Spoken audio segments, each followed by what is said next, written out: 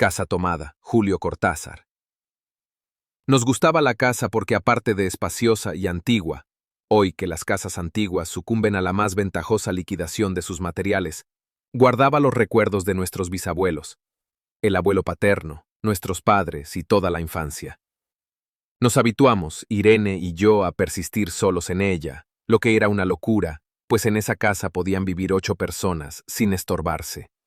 Hacíamos la limpieza por la mañana, levantándonos a las 7, y a eso de las 11 yo le dejaba a Irene las últimas habitaciones por repasar y me iba a la cocina. Almorzábamos a mediodía, siempre puntuales. Ya no quedaba nada por hacer fuera de unos pocos platos sucios. Nos resultaba grato almorzar pensando en la casa profunda y silenciosa, y cómo nos bastábamos para mantenerla limpia. A veces llegamos a creer que era ella la que no nos dejó casarnos. Irene rechazó 2 pretendientes sin mayor motivo. A mí se me murió María Esther antes que llegáramos a comprometernos. Entramos en los 40 años con la inexpresada idea que el nuestro, simple y silencioso matrimonio de hermanos, era necesaria clausura de la genealogía asentada por los bisabuelos en nuestra casa. Nos moriríamos allí algún día. Vagos y esquivos primos se quedarían con la casa y la echarían al suelo para enriquecerse con el terreno y los ladrillos. O mejor, nosotros mismos la voltearíamos justicieramente antes que fuese demasiado tarde. Irene era una chica nacida para no molestar a nadie. Aparte de su actividad matinal, se pasaba el resto del día tejiendo en el sofá de su dormitorio. No sé por qué tejía tanto. Yo creo que las mujeres tejen cuando han encontrado en esa labor el gran pretexto para no hacer nada. Irene no era así. Tejía cosas siempre necesarias. Tricotas para el invierno, medias para mí, mañanitas y chalecos para ella. A veces tejía un chaleco y después lo destejía en un momento porque algo no le agradaba. Era gracioso ver en la canastilla el montón de lana encrespada resistiéndose a perder su forma de algunas horas. Los sábados iba yo al centro a comprarle lana. Irene tenía fe en mi gusto, se complacía con los colores y nunca tuve que devolver madejas. Yo aprovechaba esas salidas para dar una vuelta por las librerías y preguntar vanamente si había novedades en literatura francesa. Desde 1939 no llegaba nada valioso a la Argentina. Pero es de la casa que me interesa hablar, de la casa y de Irene, porque yo no tengo importancia. Me pregunto qué hubiera hecho Irene sin el tejido. Uno puede releer un libro, pero cuando un pullover está terminado, no se puede repetirlo sin escándalo. Un día encontré el cajón de abajo de la cómoda de alcanfor lleno de pañoletas blancas, verdes, lila. Estaban con naftalina, apiladas como en una mercería. No tuve valor de preguntarle a Irene qué pensaba hacer con ellas. No necesitábamos ganarnos la vida. Todos los meses llegaba la plata de los campos y el dinero aumentaba. Pero a Irene solamente la entretenía el tejido.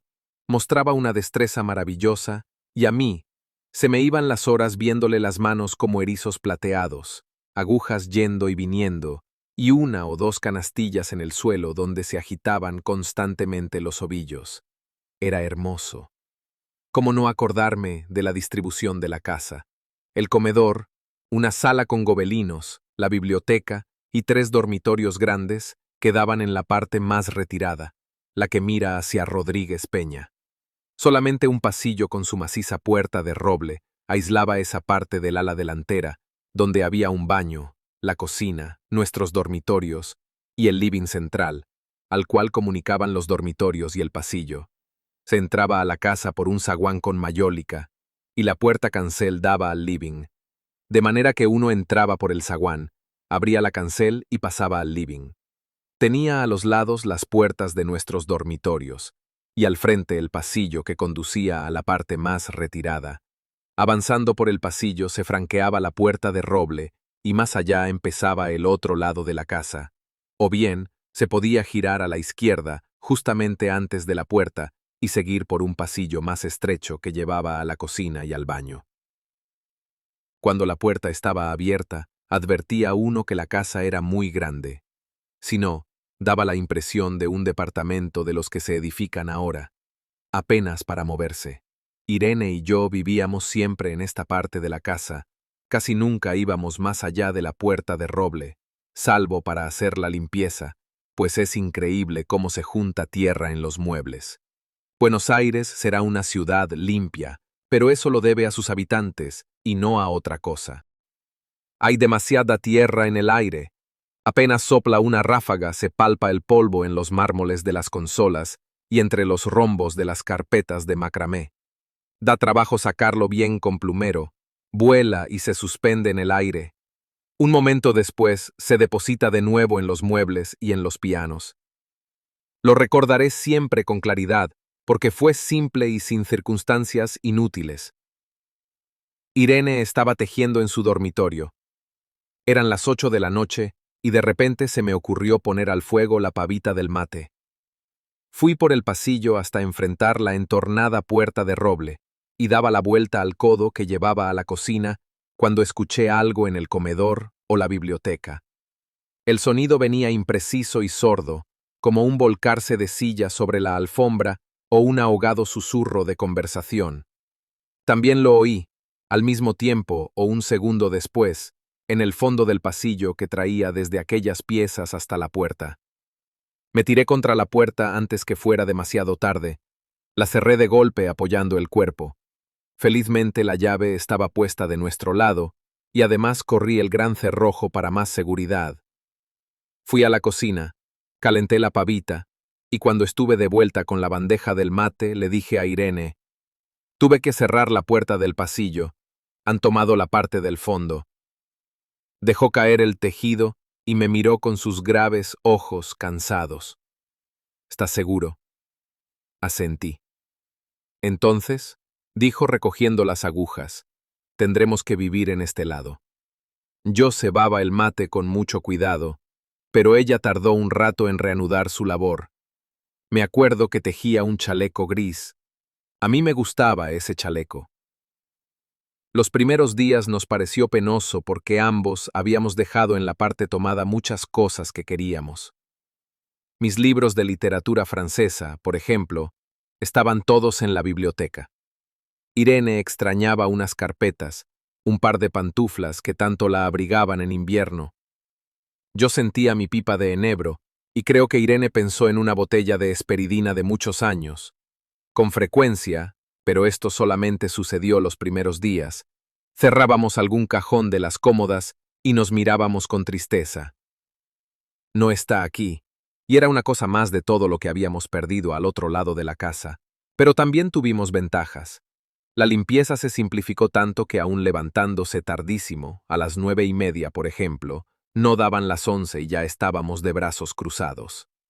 Irene se acostumbró a ir conmigo a la cocina para ayudarme a preparar el almuerzo. Lo pensamos bien y se decidió esto. Mientras yo preparaba el almuerzo, Irene cocinaría platos para comer fríos de noche. Nos alegramos porque siempre resulta molesto tener que abandonar los dormitorios al atardecer y ponerse a cocinar. Ahora nos bastaba con la mesa en el dormitorio de Irene y las fuentes de comida fiambre. Irene estaba contenta porque le quedaba más tiempo para tejer. Yo andaba un poco perdido a causa de los libros, pero por no afligir a mi hermana, me puse a revisar la colección de estampillas de papá, y eso me sirvió para matar el tiempo.